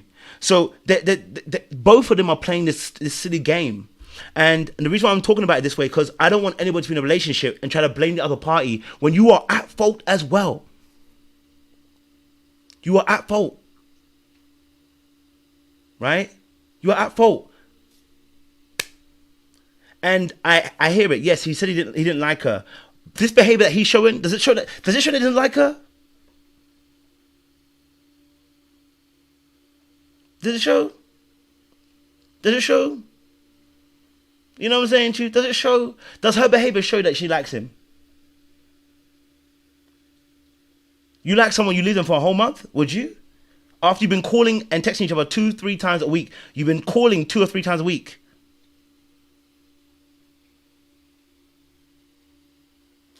This is where we're gonna see a difference, right? So I'm not saying that they don't. I'm not disagreeing. Listen, if he doesn't like her, doesn't like her. But it takes two to tango, and I think what people want to do is create sides. And I'm trying to tell you, stop choosing sides. Because this is how relationships end up breaking down, right? This is literally how relationships break down. You know what I'm saying to you? Yeah, this is how relationships break down, because you want to choose a side, but like, he's a villain. He's not a villain if she's not a villain as well. Because there's no way that both of you can be there for a whole month and nobody calls each other. Do you get what I'm saying to you? This is what happens when both people are playing the game. When both people are scared of their heart being broken, rather than really being honest and actually having a conversation about where they stand. And trust me, I know this one because I've been there. And I'm still working for a lot of the things. That's why we're in therapy. We work through these things, right? But there's a lot of insecure behaviors. And so when you do that, and that's what I always say to this, it's easy to spot men. A lot of times when we do these videos, it's easy to spot the man because you're used to spotting men that are not, quote unquote, on point. It's very easy until you actually pay attention to what's actually happening. Both of them are an issue. Both of them. How can both people sit there and not have messaged each other for a whole month? A whole month. Come on now. Come on. Hit me up as well within that time. I will take accountability for not reaching out, but as someone who's always putting in the effort, in my opinion, like, I'm always the one apologizing. I'm always the one explaining, and this, that, and the third. And you have every right to feel how you feel, but you doing all this extra stuff, there's no reason for you to act. Now, when someone starts saying, I'm always the one apologizing, I'm always the one doing this, I'm always the, trust and believe, that ain't the story. Not because she's wrong, but it's not a story. It's how you feel. And your feelings are not facts. And this is why when I coach couples, I told them, listen, it's two sides to things. Your feelings are not facts. You said, I always apologize. I always do this. You don't always. You feel like that. And it may be true. But your feelings are not facts. She may be right. But your feelings are not facts. You see what I'm saying to you? Right? We got to take the whole section in. Yeah? So we're going to take it in. Like this, you could just literally just talk. I did. And then you said, I do not wish to continue this. And I was like, oh, okay, well, I can't say what I can't say. You know what I mean? Because the way you addressed me was disrespectful. The way you addressed me was disrespectful. So what did he say? What did he say? So basically how we started the conversation, and if you want, I could send you guys, or Chandler, if you want to send a message to make sure that I'm not being messy or anything, you could send them over to them so they can see it, so they can read it. When he almost over... Now listen very carefully to the story. Listen very carefully what's happening here. Listen very careful here. Okay, listen very careful here. When it was almost a full month since we haven't reached out to each other, it was more or less, yo, what's... So wait, we are at a month. We are at a month. Okay, we are at a month. Okay, we're at a month. They have not spoken for a month. Listen again to what's happening. Good. I haven't heard back from you. You're too busy to go out. I see you going on live. What I just said, yeah. Now pause. After a month, what happened? He came back, right? And he said to her, listen, yo, what's good? What's happening? I've seen you on Instagram Live. Now he came back with accusations rather than opening up, having a conversation. Now, from my experience of dealing with FAs as a DA, I know what this is, right? You've waited a whole month. You've also waited too. You're trying to see what she's gonna do, okay? She also is trying to see what you're gonna do. I come in, but I don't come in with the right steez. I don't come in the right way. I come in full tilt. I'm like, yo, it's been a month, Wagwan. Like, I seen you doing TikTok. Basically what's happening is, for the DA, the dismissal avoidant has to build evidence that you've committed a crime. Okay? All right? The DA has to prove that you've committed a crime, because most dismissal avoidants do not have a good relationship with anger. So they can't justify them getting angry without there being just cause. They feel like they have to build evidence upon evidence upon evidence upon evidence. And then they're like, oh, nah, I've seen it now. Yeah, nah, you've been playing. But at the very beginning, and here's the reason why, is because oftentimes what ends up happening is they don't actually hold their boundaries very good at the very beginning. You heard me say this before. You need to be the lion and you need to be the lamb. You need to know when to be the lion, which is to be assertive and let people know, okay? But you also need to know when to be a lamb and say, I'm going to forgive, I'm going to let things go, I'm going to be easy, okay? And I'm just going to be free. You know what I'm saying to you? You need to know the difference between the two. Now, the problem is when you're frustrated, okay, the problem is when you're frustrated, okay, in that moment, when you've come back after a month, right, you've got a whole list of issues that you're facing. But if you don't know how to communicate in hard conversations, what ends up happening is when you come back in at an angle, and you come in real fast, real hard, and real heavy. Now, for the FA, this ain't gonna work, because for the fearful avoidant, this is going to create the fear. Right? You come in real hard, real fast, real heavy, and what the FA wants, all the FA wants is to be understood. They want more grace.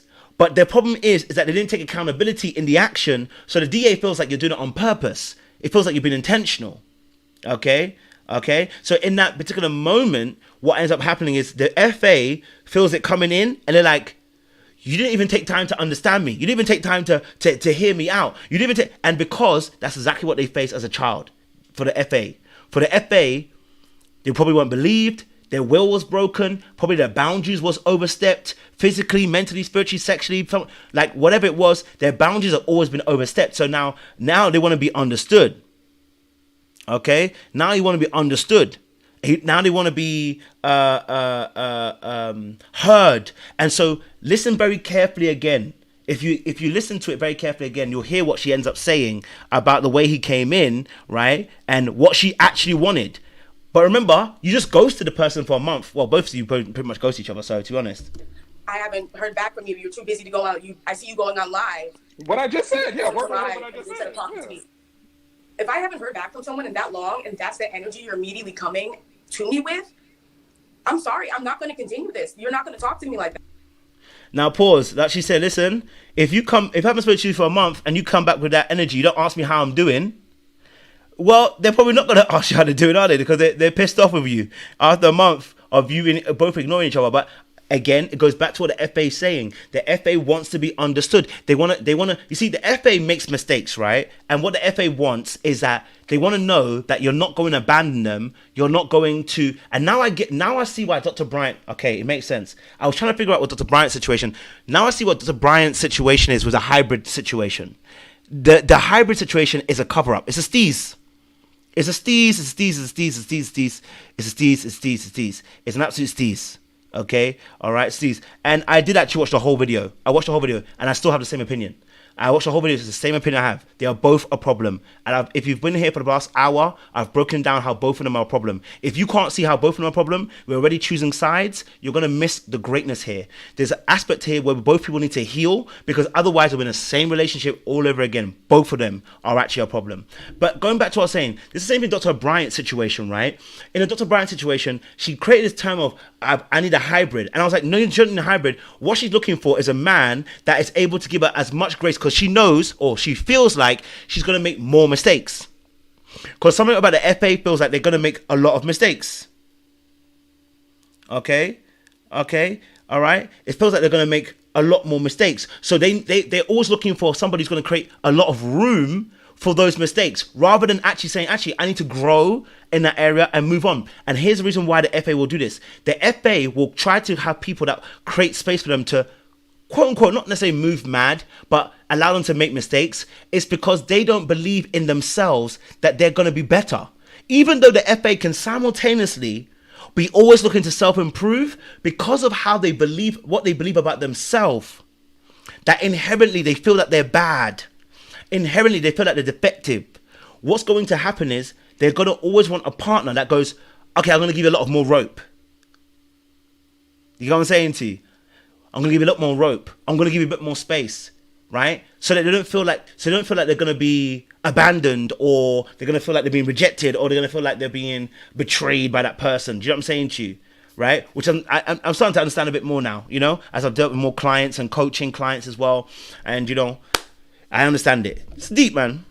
That, like, and how I responded back to you, good morning, how have you been? It's curt. I'm not gonna continue with someone who's gonna address me like that. That's just not. Now, after a month, you know you were meant to call the person. They meant to call the person. You said, I addressed you as good morning, how you been? You can't. You didn't even take accountability for what you said. You didn't take accountability into this video after a month. That what you did is that you ignored the person and didn't message them. Now, of course, they both did it, so they both got to take accountability. But you didn't even address the fact that you missed the person for a whole month. Do you think there's going to be pleasantries after a month? There isn't going to be any pleasantries, right? Right. So this is a problem for both of them in that sense, right? So yes, but I'm hearing how that's just not how it's going to go. So the last time you guys spoke was when you said you were going to call him after you got off work, and then you didn't, and then that was just the end of it? Like, you guys didn't speak again? Yeah, because I honestly, transparently, I wanted to see if he was going to reach out, and he never did until almost a month later. That's crazy. The same thing. I was thinking the same thing. I was like, let's see if Mishna will actually reach back. So So they both do the exact same thing. Do you see what I'm saying to you? Right? See how they both do the exact same thing? See how they both do the exact same thing? That is the problem. Okay? That is the problem. You see, in that moment, you knew you were testing him. And he knew he was, once you didn't call him, he started testing you. By emotionally distancing, he started testing. You were testing him by not calling him back.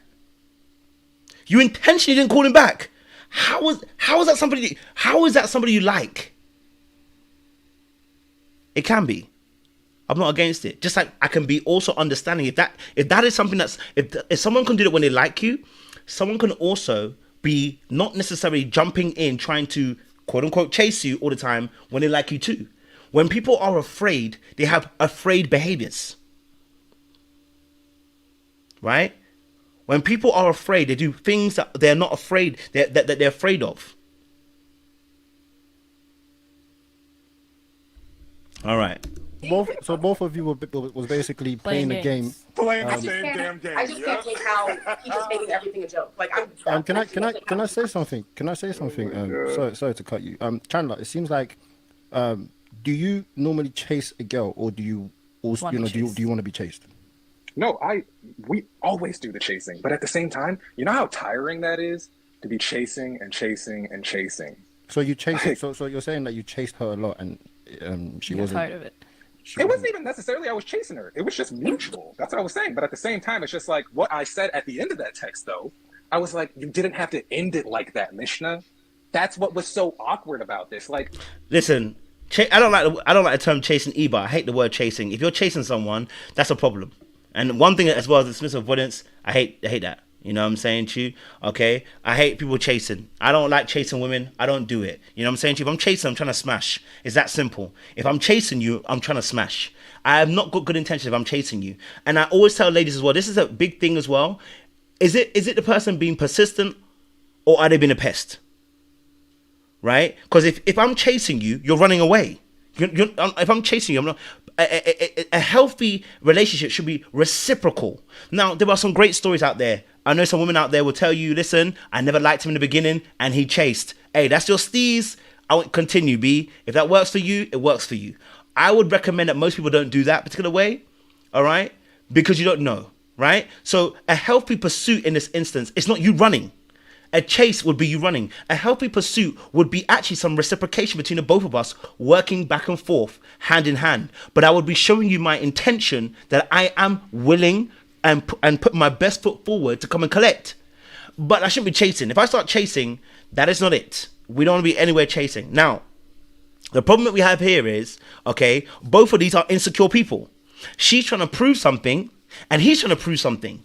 And because of those behaviors, the fear of being rejected, abandoned, betrayed, okay, right? We now got this game that we play where we are in this awkward space. Now, let's listen to what he got to say. Again, we're adults. All you had to say was just like, you know what, dude? Like, it's just not. I want someone else to put in the effort and time, the same effort I'm putting back in. I just honestly felt like I liked you more than you liked me. Can you answer that question, please, Chandler? Like, she said she felt like she liked you more. So did you like her as much, as much as she might? At any point. Because I invited you over to my house. You know where I live. I cooked you dinner. I wanted to invite you over and us to watch a movie. I put in effort to actually try to get to know you and kind of break down that barrier. And after you left, I felt like I didn't get anywhere. I put in all this effort for a side hug. Chandler, did you like her? Oh, so the side hug is what sent her to the hills. The side hug can end up actually. That's what sent the trigger. That's what triggered the situation. So the side hug that he did when he came to the house, which is that he didn't really show the interest that she wanted, right? Okay. Now here's the thing. Let's pause it right here. Let's say she's right. Let's say she's right. Let's say her viewpoint is right. Because like I said, I think both of them are right, to be honest, but both of them are wrong. Let's go with the point that she's right. When she got the side hug, right, at that point, there had to be a conversation. Right? And this is where maturity is going to come in. And this is where little boys and big boys and little girls and big girls are going to pull up their panties and be grown and mature. Right? Because I know the game. In this moment, okay, all right, in this moment, if the person is now realizing, you know what, you gave me a side hug, it looks like you're not really feeling me, what's the next thing to do? Is it to say I'm going to call you and ignore you? Is that a mature response? Can we let's keep it a buck now. Let's keep it real. Is a mature response calling and see? And what I want to make it very clear. If we justify the behavior with, well, she knew that he didn't like her. You're now showing me that you're not mature in your response, and you will do that in an actual relationship, even when you like the person. A mature response is irrespective of whether the person that you're seeing in front of you is willing to behave or not behave. Right? Because you know the standard you have to live up to. Yeah? So when I'm talking about maturity, I'm talking about the way that we handle things in relationships. I don't care if she's 23. We are talking about mature relationships. Let's not give the excuse so we can excuse behavior. Both of them need to mature in the area of emotional maturity. Both of them. Right? Let's not skirt the issue because we're now trying to do 23. The question was, how do we handle this maturely? If you know the person is not feeling you, what would be the best thing to do? What's the next step? What's the next step? The next step, okay, as a mature individual person, right? Bear in mind he's not a narcissist or he's not some crazy ass person, right? The next thing to do is have the conversation and then be like, actually, is something going on? Is there something? Thank you, Lena. That's all. That's all. That's it. Lena, thank you. That's it.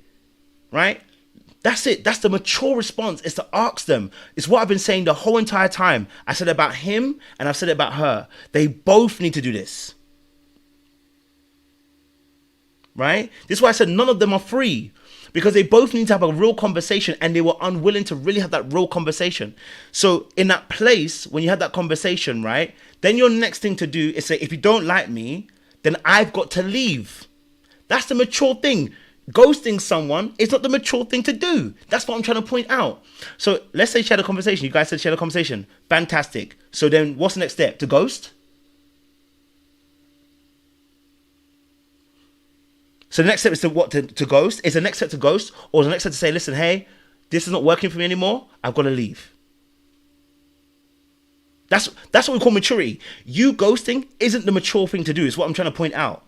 Because once we start doing that, what we're actually doing is we're removing ourselves from a place, okay, of being accountable for our behaviors and how it impacts other people. Now, I'm not saying that listen, hey, we've all been there.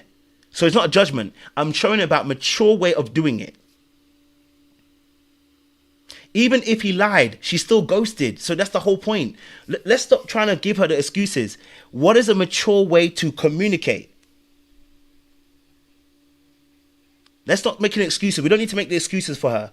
What is a mature way to handle communication? And trust me, I know what immature communication looks like. I've been there, so I know. I can tell you for free. I know what it looks like. Oh, I'm going to ghost you. I'm going to leave you. I'm going to put up a few posts on Instagram. I know what immature responses look like. That's what I'm trying to tell you, that both parties are going to have a problem here. You know, I felt when she picked me, and this is from just how I felt about it, it wasn't necessarily out of, oh, I like Chandler because he's Chandler. It's, I like Chandler because I'm going to take pity and everyone else kind of popped their balloon, so I'm going to just keep it and just, hey, just see where this, right? So I necessarily really didn't feel like on both ends we really liked each other like that. It was necessarily just like, hey, let's just get out of this gracefully and call it a day. So you... Now let's pause it. What I didn't like is that they went straight for the jugs rather than listening to what was actually being said, because he's projecting. And this is a really key moment, because if we really understood what's happening here, right? If we really understood what's happening here, something's actually happened. So in this moment when he said, listen, I said, actually, in that situation when I saw her choosing me, I didn't think she really, really liked me. That's a projection, because he doesn't fully know, right? But that tells me about, but remember, a projection is also what you believe about yourself. When you project, the reason why you're projecting is because you have that belief about yourself. That's when I was like, wait. Okay, listen, he may not have found her attractive, but I think you just realized that something about, I don't think you felt like you were lovable as well. I think there's a deep wound within yourself. I don't think you feel you're lovable, my guy. I don't think you feel you're lovable. He definitely isn't playing victim. There is no victim that I've heard him. He's not playing any victim. You in that moment, you just realized, right? In that moment, you just realized that actually you don't feel that you're lovable in that moment. This is why you had that thought process, because a projection is what you actually believe about you, and you feel like the other person is doing to you.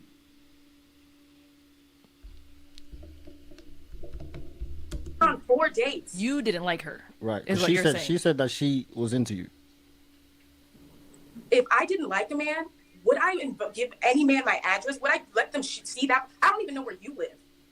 I haven't even met your parents. You know what my parents look like. You've seen my house. You've been in my home. I put in. I don't know what your parents look like, but I've been. Yes, you did. You came into my kitchen and you looked at the picture that I have in my kitchen. And you said, "Oh, is that your family? You guys have a cute, like you guys make a good family. This is a nice picture." Don't act like you haven't been.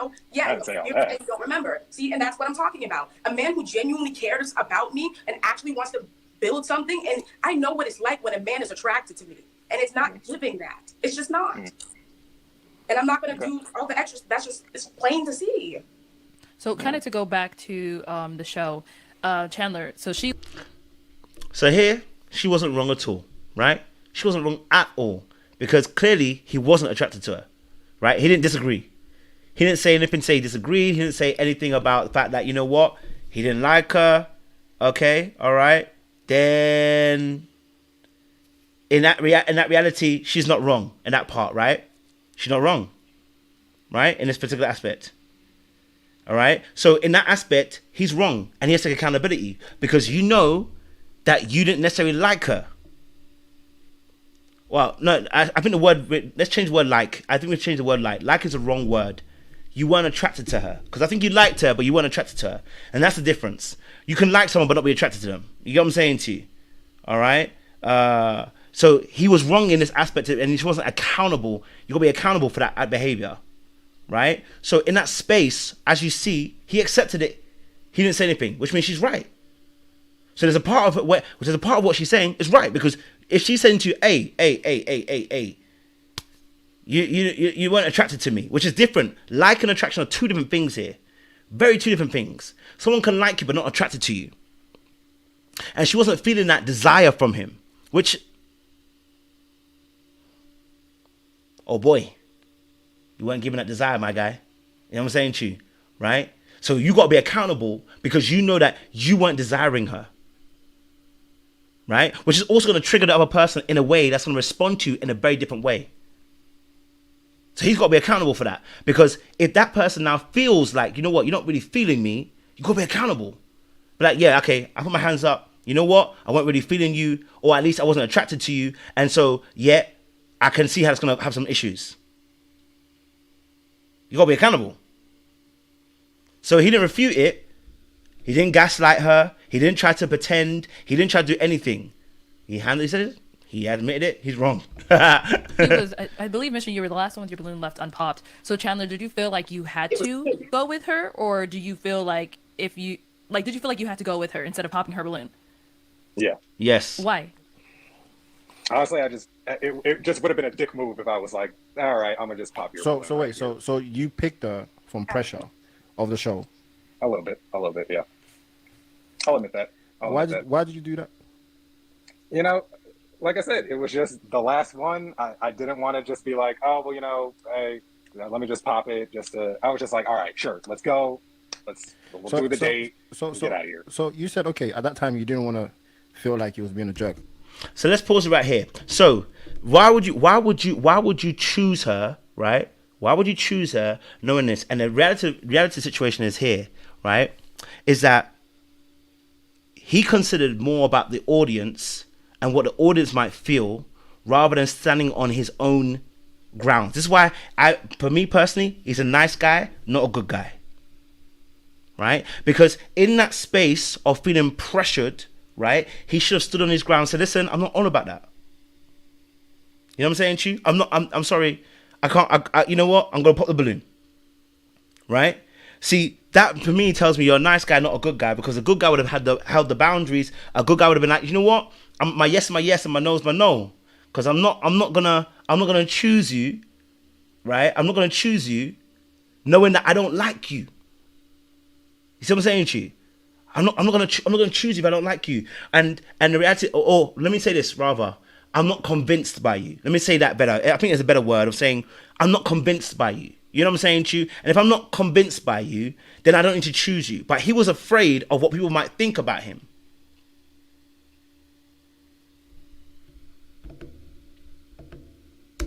But how do you feel? Now let's pause it, because I know everyone's getting onto him. But he's about to pull a card that women pull all the time. And why I say they should leave it alone. He's about to pull a card that women pull all the freaking time. Let's play the clip. Feel right now? Look what he's little bit about of to a say. jerk.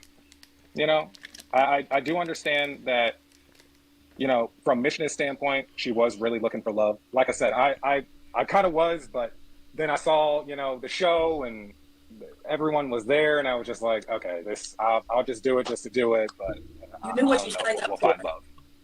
No, I know. Like I said, I went there initially to find love, but then I was just like, okay, I don't think this is And the crazy thing how is, I don't think this is how I want to find love. Right? I addressed you about it and I asked you. I gave you an opportunity. So you were in confliction. He went on the show, okay, all right. He didn't show, you know, in that space, all right. He went on the show, and he said you did want to find love, but he didn't want to find love. See, when I hear that, did you go on there to find love or not go and find love? This may tell me two things, and maybe I'm giving a bit more grace. I'm giving a bit of grace to him, right? I think you went there to find love, bro. But I think you know something that some people do is that you don't want to get rejected, innit? And then you do that. It's like when a man goes, "I don't want you anyway," right? It's like, Negro, yes you did. You wanted her. Why are you lying? You went to that girl. You approached her on the street, right? Yeah, you're not that nice anyway. I don't even want you anyway. When you're afraid of that rejection or you're hurt by the rejection, sometimes your responses become wild. And I'm thinking to myself, bro, either you went on there for love or you didn't go on there for love. And I think you're trying to protect yourself a little bit, bro, and just not come out and be real. You know what I mean? Okay? So something about that is not quite right. I think you're protecting yourself here. You're not going to be vulnerable in this moment and be honest about how you actually feel. You know what I mean? Opportunity for an exit. I asked you. I was like, hey, maybe it's just me, but I feel like you're not attracted to me. If I'm really looking for someone I could build with. If you're not interested, please let me know. Confirm or deny. I did say that. Yeah. So again, she's right here. Yeah, she asked him about if you're attracted to me at the very beginning. If you're not attracted to me, let it go. And he said, no, I'm definitely interested. I definitely want to continue this. And honestly, listening to you say this now, I felt like now looking back at it, you made me feel crazy for not thinking that oh, he does like me. Maybe this is just how he is. But you picked me out of pity. And when you just said, oh, that I picked you out of pity, but then you ended up picking me out of pity. No, I actually liked you. I enjoyed spending time with you. I thought you were smart. I thought you were different from the crowd. He didn't believe that. I'm gonna tell you this now. That's why I said that. That's why I said about the projection, right? The projection really is oftentimes an indication of what you believe about yourself. He does not believe that she actually likes him. I don't think he actually believes that. I don't think he does. Because going back to the very issue of the reason why they actually had that moment was because, okay, wait, hold on. You didn't do what you're supposed to do. You didn't call me. And now we are ghosting each other. I don't think you really believe that she likes you. I'm not saying she didn't like him, by the way. I want to make a very clear difference of what I'm saying, so don't misinterpret what I'm saying. His belief is not what necessarily is the truth. It's what he believes about himself. And it goes back to the very beginning of what I said about pain points, about him talking and saying, I don't have to feel like I'm chasing. You know what I'm saying to you? I don't want to feel like I'm chasing. And that told me where the mindset is. Right? And so in that space, if you've always been chasing people, okay, all right, always been chasing people, all right, if you've always been chasing people, then you're going to be in a space where for you, the way that you think about yourself is of a low esteem. Because this is low esteem behavior. If I'm honest with you, this is very low esteem behavior. Very low esteem.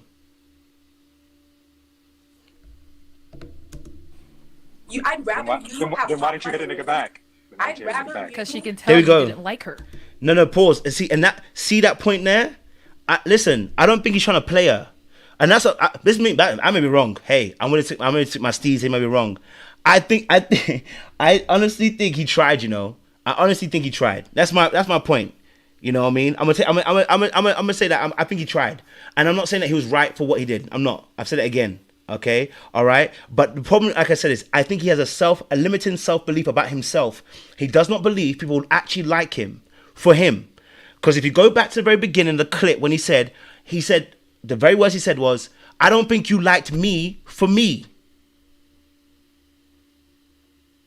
Right? If you really liked me, you'd have been consistent. And when you decided to air me, that proved you didn't like me.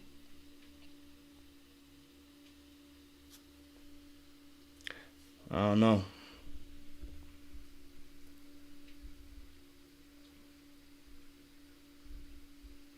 I may be wrong. Maybe I'm wrong. I'd rather you would have popped my balloon in front of everybody and I would have walked away with my head held high than coming back here and listening to this. Are you serious? Okay, continue. No, so Chandler, obviously at this moment right now, do you have anything to say to Mishna? No, we said what we needed to say. I apologize for wasting your time. Right? So you said you don't have nothing to say, but you just said you apologize. Yeah. So you apologize. So do you acknowledge? There's something deeper with him that he needs to figure it out. I can't lie to you. Okay, there's something deeper that he has to look at. He has to look at into as well. There's something deeper. Is that what you did? It's messed up. Right. Yeah. All right. Okay.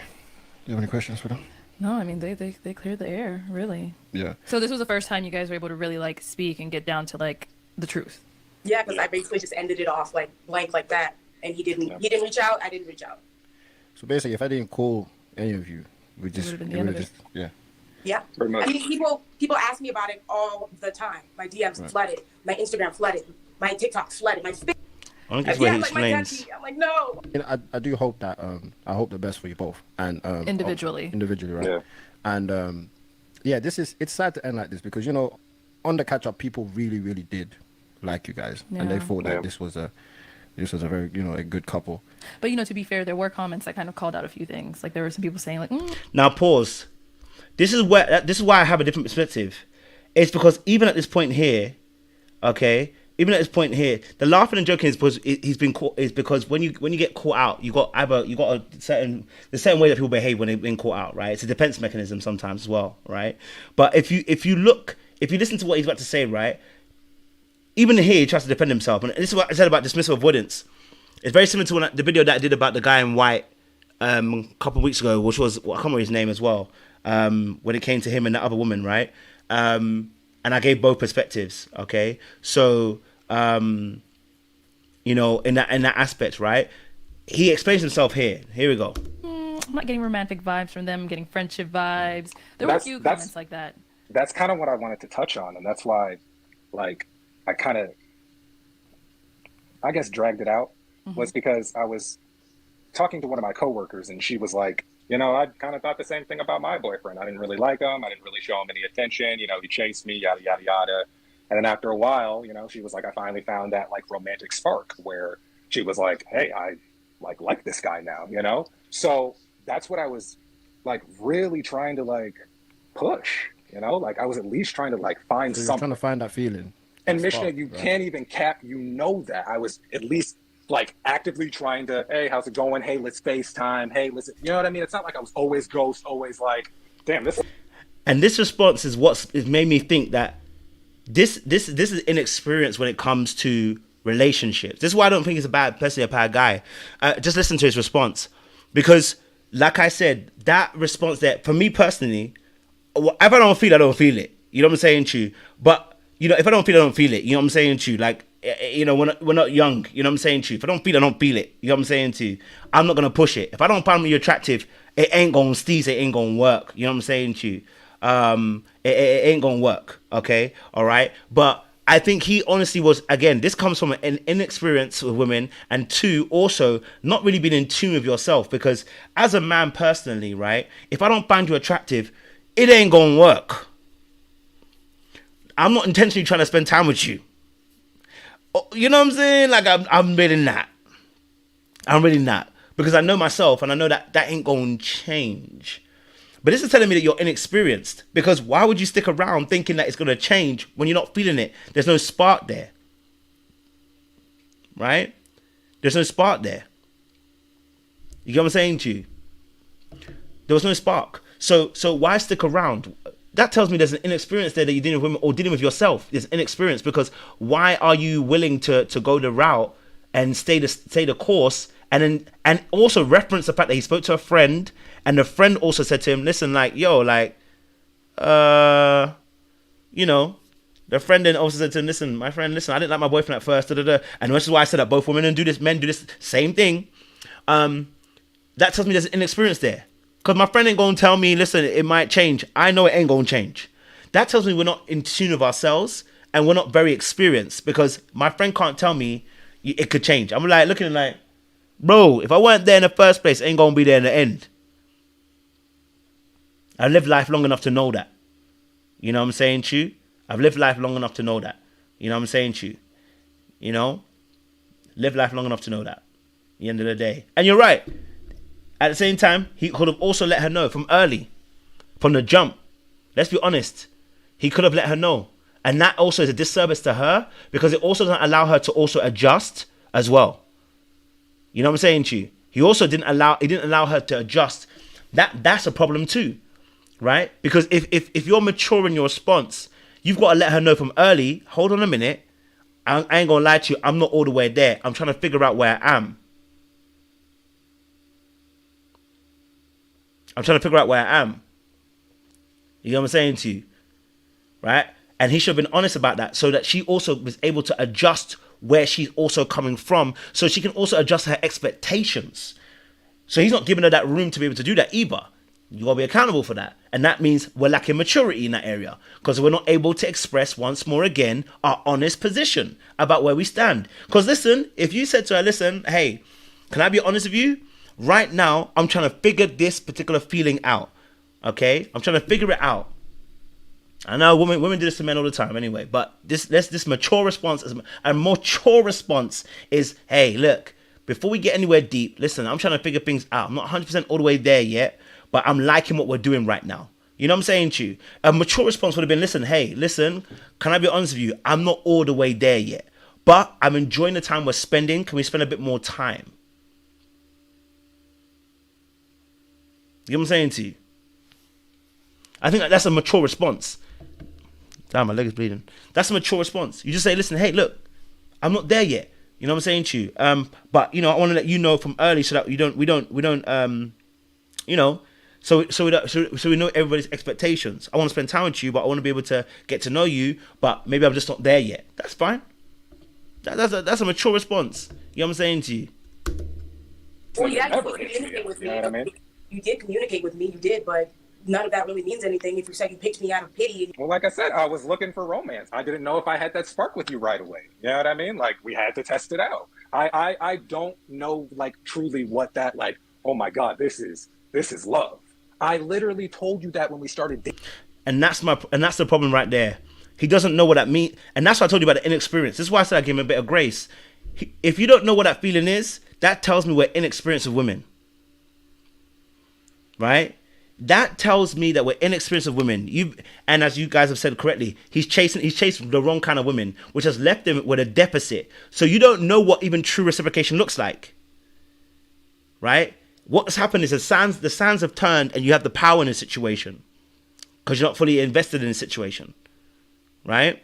Because you've always been chasing, which means you've been chasing women who are not reciprocating towards you, right? So you've been chasing the wrong kind of women, and they're not reciprocated towards you. They've not given towards you. They've not been able to replicate or reciprocate what you've been given. And now you're in the same kind of situation, right? Where it's a similar situation in terms of where the tables have slightly turned.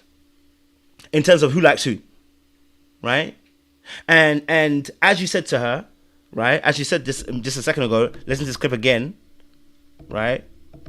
God, this is love. I literally told you that when we started dating. I was like, bro, I feel like, yeah, I'm doing all this chasing. And so this tells me that you're very inexperienced.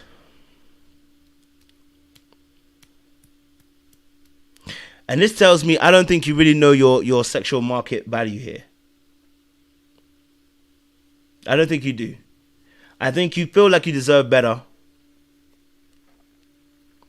But my brother, this is your level.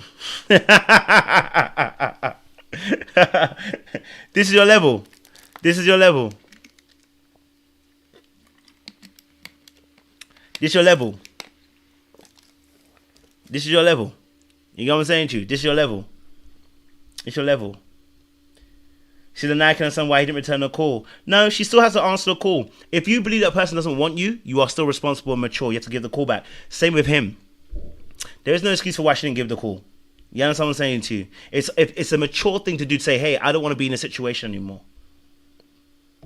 And he's also immature too, because he also knew that he wasn't feeling her and did all this long ass thing without explaining to her. Like, all I'm saying is that people need to be mature and have conversation.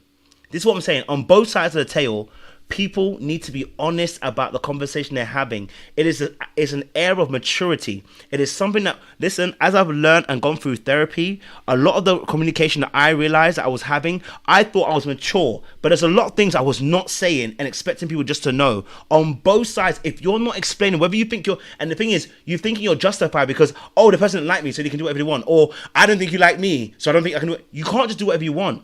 There has to be a mature way of communicating with people, even when they don't like you, because this will be a mark about how you handle relationships when they do like you. You see, your baseline is your baseline. Your baseline is your baseline. So if you're wrong, on both parties here, because they're wrong, the way you're handling it, your baseline is your baseline. Right? He knew that you weren't feeling her. Have the conversation early. Measure the expectations so that she doesn't have to get too deep. You didn't do that. Right? You dragged her along. Now, of course, you know what I'm saying, True? So that you wasted her time. But it's been quite, that's a mature conversation. That tells me we're mature, you know. That level of being able to say, listen, I can't lie to you. I'm not really feeling you like that, yeah. But you know what? I'm enjoying the time that we have. If you're cool with it, I don't mind trying to get to know you a bit more, and let's see how it goes. Maturity. Instead of dragging the person. Right? Because we're afraid of rejecting somebody, right? Rather than, you know what I'm saying? And I understand, we're afraid of rejecting somebody. I get it, but you gotta be mature. You know what I'm saying to you? You gotta be mature. Like even you know what I'm saying? I'm looking at him going, bro, I understand that you don't want to be rejected, but you gotta be mature. You gotta grow. You know what I'm saying to you? For once, it'd be great for like Chandler. How are you today? You know what I mean, Chandler? I love you, Chandler. Let's do this. Let's do that, right? And again, it's not necessarily chasing. It's just like, yo, I'm showing this energy. Can I at least get that energy back? You weren't so showing. Again. So Chandler, Mishna, how was I not showing that? We went on, right? And again, it's not necessarily chasing. It's just like, Listen again. Yo, I'm showing this energy. Can I at least get that energy back? You weren't so showing. Again. So Chandler, Mishna, how was I not showing that? We went on like 4 freaking dates. So Chandler, Even on the dates, we got ice cream. So Chandler, you're trying to find this spark, but you wasn't feeling her. So this is my thing, right? Even on the show, I tell people, before the show, I tell everybody, if this person is not for you, pop their balloon, or if you have a balloon, pop it. Don't waste my time. Don't waste their time. Don't waste anyone's time. Us being able to arrange stuff like this, and then, you know, just when you wasn't even into the person, it's a waste of time. It's not by force. It's not. I don't have time to waste. You understand? So no one's ever forced to do anything. So at that time, if you felt like she's not your type right in front of you, you should have just popped and left. So now we're here. Mishna, are you okay? I'm fine. This is honestly something that, by the grace of God, my parents have prepped with me before, that there are going to be people in your life that just aren't going to feel the same way as you. And I'm not going to let it, because I was feeling this for a while. Like immediately after our follow-up video, I've been feeling this. And when I invite him over to my house, it honestly confirmed it. So I've been mourning this for a while. This isn't anything, like, I'm fine. And that's why I said both of them need to be mature. Because if you've been feeling it for a very long time and you've been dragging it, what was the point? That's my point. Both parties need to mature on this aspect, right? He's wrong for dragging her through the mud and dragging her for the time. He should not do that. You know you weren't feeling her. Leave her alone, bro. Or have a mature response and have a conversation with her and let her know you're not really feeling it right now, but you're looking to see if you can grow in that area, right? That's a mature response. You know what I'm saying to you? And I'll say it again because it's my ending kind of statement on this video. Maturity. Because in the end, how we do one thing is usually how you're going to do another thing. Right? So he should have been very upfront from the very beginning because he wasn't feeling her. It's not like there was attraction straight away and then it fell apart. No, you weren't feeling her, bro. You know what I'm saying to you? So have that conversation. Just to let her know, listen, Steez. You know what I mean? But I don't think he's all the way wrong. If I'm honest with you, and maybe I'm wrong. I don't think he's all the way wrong. I can't lie to you. I think it takes two to tango. Can't really lie to you. I see both sides here. If I'm honest with you, you know, I see both sides. You know what I'm saying to you? I see both sides in the situation. Do you know what I'm saying to you? You know what I mean? So I think both parties can be mature, and that doesn't mean that they're equally at fault. It just means I'm saying that I'm seeing a way of, when I'm coaching it, this is how I coach it. It's like you need to mature. Like both parties need to mature. Need to have a mature way of discussing certain things, even the difficult things. You know what I'm saying to you? So both parties need to work on that in that an aspect. And I'll stick to my original statement. Both of them are problematic for me. Still, both of them are problematic. You know what I mean? I'll stick to my original statement. I haven't changed it. I'm no different. I'm standing 10 toes on what I believe. Both of them are dumb. You know what I mean? At the end of the day, there should have been communication on both sides.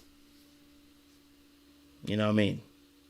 So hopefully they both can hopefully both of them can learn something from the situation, get something out from the situation and grow from it and be like, actually, you know what? This is something I can do better. You know what I mean? Something I can do better. You know what I mean? So yeah. I don't know if anyone has I've got the last few minutes anyway, so if you got an opinion, we'd love to hear your opinion. You could, you know, during the convo, you can have your opinion. If you've got a different opinion, let me know. Oh, apologies. You can join the live quickly before I jump off. If you've got a different opinion, it's always welcome. We always have good conversations around here before I go to bed and steez. You know, let me know your thoughts if you have a different point. You know, let me know. Derica said go up there and talk some sense. I hear it still. Listen, by all means, listen, we're all welcome. We want to have a good conversation around here, man. Do you know what I mean? Like I've talked for 2 hours and taught, so you know, I'm always willing to listen and have a different point of view. You know what I'm saying to you? It's always different points of view. It's always good to learn. So it'll be good to hear a different perspective. You know?